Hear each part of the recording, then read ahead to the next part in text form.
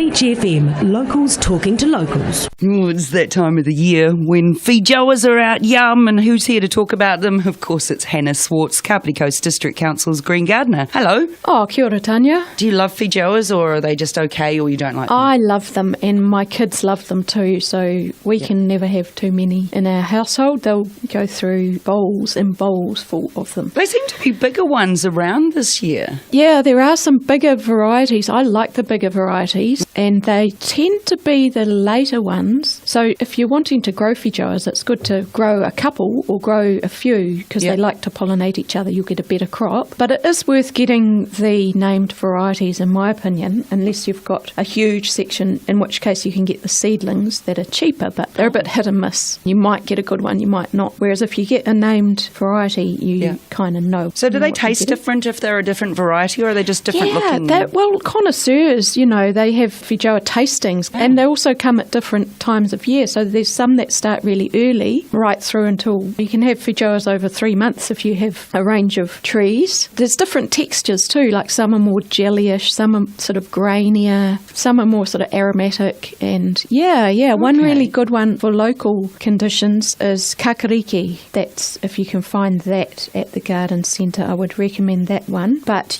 as I said, have a few and they'll each do better with a friend around. They're like friends. Yeah, they're companionable. So if you've got a feijoa at the moment, you've probably got them coming out your ears. But if you want to plant one, it's also a good time to plant it now. I'll just talk briefly about the pruning, because if you've got one, the time to prune it is just after they've fruited, so that the wood has plenty of time to grow new wood for next year. And the main idea with them is to thin out the middle. Otherwise you end up with a big bush, but it's really twiggy in the middle, if you know what I mean, and you won't necessarily get more fruit of it because it will just fruit around the edges.